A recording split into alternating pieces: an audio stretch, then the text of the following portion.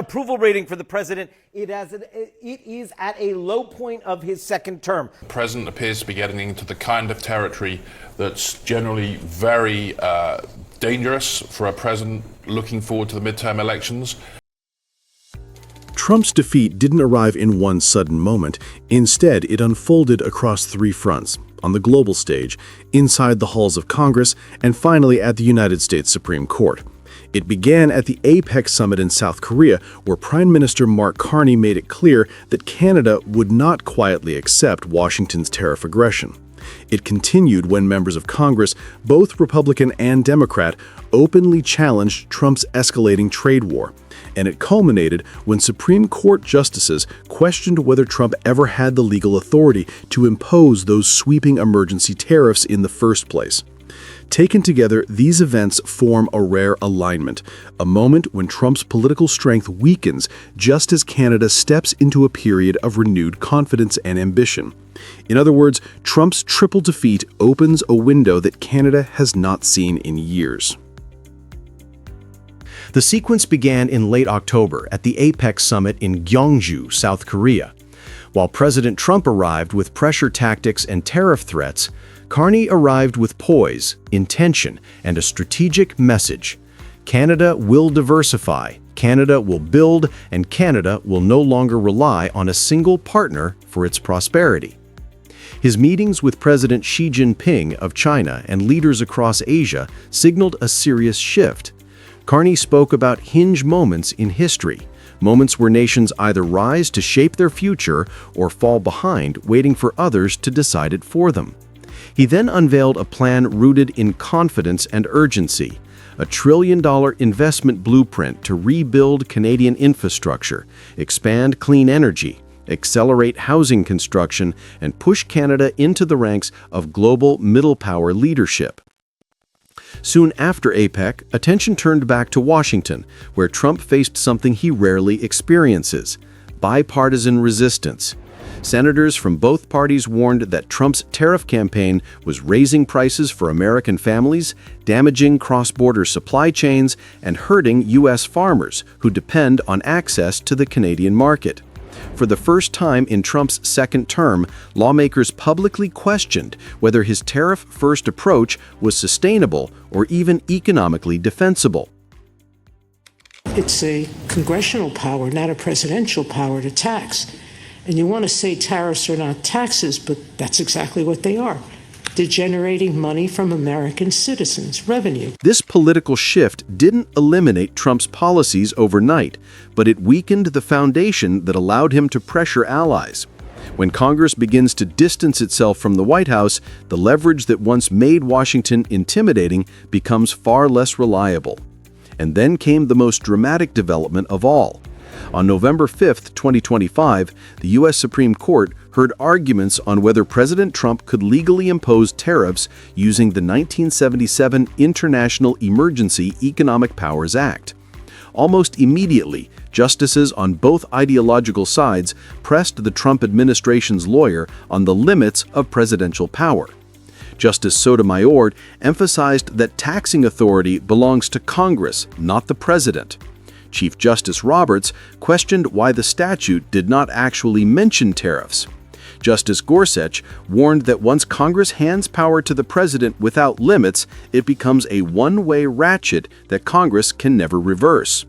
Those comments exposed a deep skepticism that cuts across the ideological divide and signaled that Trump's emergency tariff authority, the very tool he used against Canada, may soon be invalidated.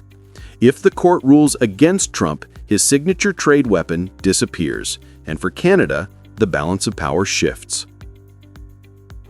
If Trump loses the Supreme Court case, his most powerful economic instrument becomes unusable. Not only would ongoing tariffs face legal scrutiny, but any future attempt to target Canada with sudden unilateral tariff hikes would require congressional approval, which is far less likely given the political opposition already forming. For Canada, this legal constraint provides breathing room. It reduces uncertainty around cross-border trade, reassures investors, and strengthens Canada's position in negotiations. A presidency accustomed to acting alone would suddenly confront institutional limits. Congress pushing back against Trump is not just a political story, it's a structural shift. When lawmakers argue that tariffs hurt Americans more than they help, the political incentive to maintain a tariff war collapses. And when both parties arrive at that conclusion at the same time, any attempt by the White House to escalate becomes riskier. This moment gives Canada something it hasn't had in years: a divided Washington. A divided Washington is less capable of shaping Canadian industries, less aggressive in imposing economic punishment, and far more constrained in its ability to dictate the terms of North American trade. Canada now has the space to pursue its own strategy, and Carney is using that space with precision. The timing could not be more important. As Washington's institutions question Trump's authority, Carney is presenting Canada's boldest economic plan in a generation.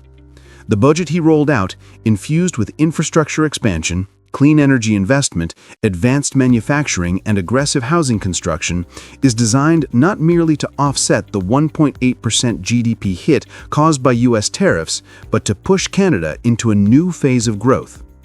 Carney's message was simple: we choose Canada. We choose to invest in Canada because this is our country. This is your future.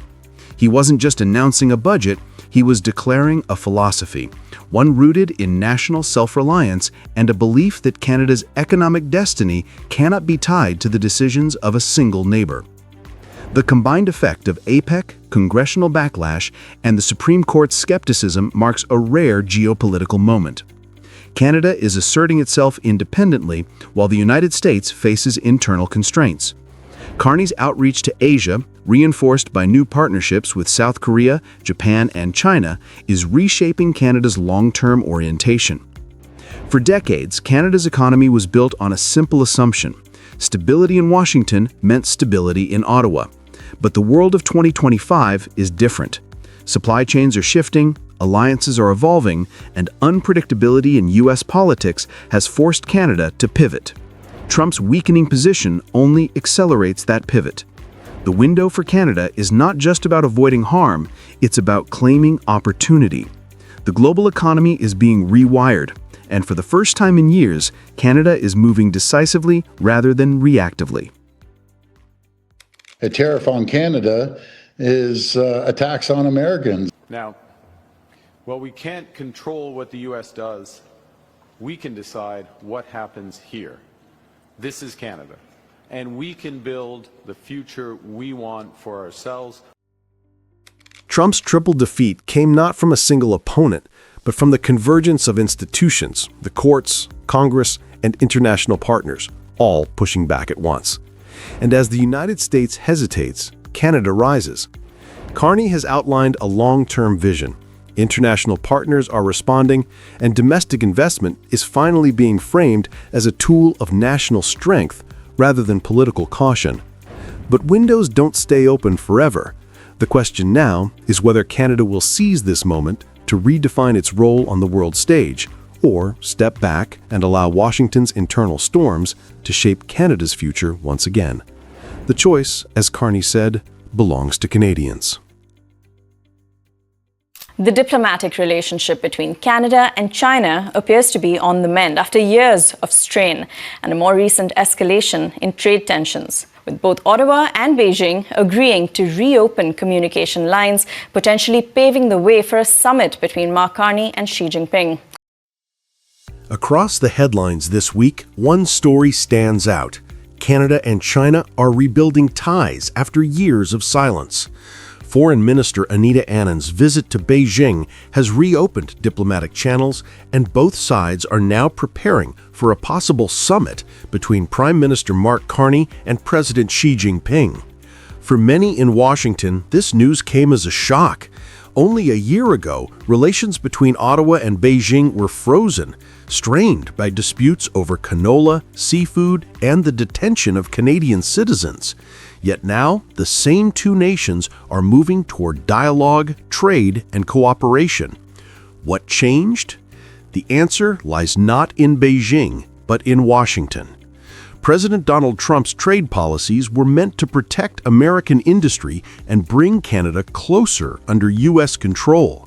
Instead, his tariff war has fractured North America's supply chains and pushed Canada to look elsewhere.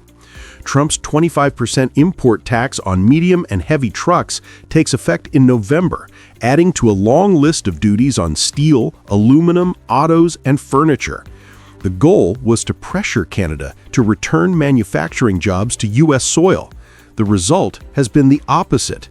Rather than yielding to Trump, Ottawa is quietly reshaping its global position, one trade deal, one conversation, and one handshake at a time. In Ottawa, the mood is cautious but determined. After months of failed negotiations with Washington, the Carney government has begun to de-escalate. A new 100-page order published this month removes dozens of counter-tariffs on both the U.S. and China. The policy shift is sweeping. Many categories of Chinese steel and aluminum, previously restricted, can now enter Canada duty-free. Tariffs on American steel, health equipment, and even construction materials have been reduced. One Ottawa housing project, for instance, received an exemption to import steel doors tax-free. The reaction at home has been mixed. Canada's steel industry warned that cheaper Chinese imports could flood the market. Ontario Premier Doug Ford urged a tougher line, saying the country must not bend under Trump's pressure. But Mark Carney took a different approach. There are times to hit back and times to talk, he told reporters. Now is the time to talk. Behind that calm tone lies a deeper calculation. Canada's auto sector has been hit hard since Stellantis announced it would move Jeep Compass production from Ontario to Illinois. 3,000 Canadian jobs lost, 5,000 gained in the U.S. The same tariffs designed to boost American manufacturing have crippled Ontario's supply chain. By easing counter-tariffs, Carney is trying to stabilize costs for domestic producers and keep inflation from rising. More importantly, he's signaling to Washington that Canada still has options, and one of them is Beijing. As China hints at lifting restrictions on canola and seafood, both sides are preparing to discuss EV tariffs. If these talks succeed, it would mark the first real thaw between the two countries since 2018. For Carney, it is not about choosing China over the U.S. It is about restoring leverage in a world where Trump controls the economic board. Trump's tariffs were supposed to isolate China and reinforce U.S. dominance in North American trade. Instead, they have created an opening that China is quick to exploit. Beijing's economy has slowed, and exports need new markets. Canada, a G7 democracy with strained U.S. ties, fits perfectly. By reopening trade with Ottawa, China gains both an economic partner and a diplomatic bridge into the Western world. For the United States, this shift carries real consequences. Canadian importers now find Chinese metals and components cheaper than U.S. products weighed down by tariffs. Canadian farmers, previously locked out of Chinese markets, may regain access for canola and pork. In short, China is regaining ground through the very system Washington tried to weaponize. Meanwhile, the U.S. industrial heartland, the Midwest, is feeling the cost. Higher steel and transport prices are eating into profits. According to the U.S. Chamber of Commerce, American construction firms have seen material costs rise by nearly 12% since early 2024. For them, Trump's trade war is not protection, it is punishment. And yet, the ripple effects stretch far beyond economics. Global investors are quietly adjusting their forecasts, shifting billions of dollars from U.S. assets into Canada's resource and manufacturing sectors. Ottawa's reputation as a stable gateway to both Western and Asian markets is gaining traction, while America's unpredictability under Trump is driving partners to hedge their bets.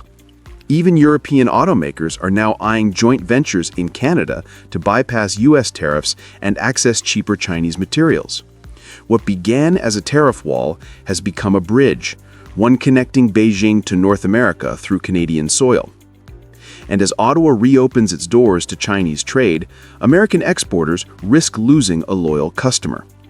Canada remains the United States' largest export market. If even a fraction of that commerce shifts toward Asia, U.S. manufacturers could lose billions in annual revenue. The irony is sharp. Trump promised to bring jobs home and weaken Beijing's reach. But his approach has pushed Canada, America's closest ally, to cooperate with China instead. The more Washington tightens, the more Ottawa looks for air. For decades, Washington stood at the center of North America's economy. Every major supply chain, from autos to agriculture, ran through the United States. But that order is now shifting. Canada is quietly building a more independent path, one that connects west to east rather than north to south. The upcoming Carney-Xi meeting, if confirmed, will symbolize that evolution. For China, the summit would mark a small diplomatic victory. For Canada, it would prove that middle powers can still navigate between giants. In this new landscape, Trump's tariffs look less like strength and more like self-inflicted isolation. His America First policy has left allies searching for alternatives. Canada's outreach to China is not a betrayal. It is a reflection of a global economy that refuses to stand still. The message is clear. When trade becomes a weapon, nations find new allies. Canada's decision to reopen with China may reshape the balance of power in North America, forcing Washington to confront the limits of its own strategy. Trump's tariffs were meant to rebuild American control. Instead, they have rebuilt Canada's independence. And as the world watches Ottawa's next move, one thing is certain. The ripple effects of this policy reversal will extend far beyond Beijing, far beyond Washington, and deep into the future of the North American economy.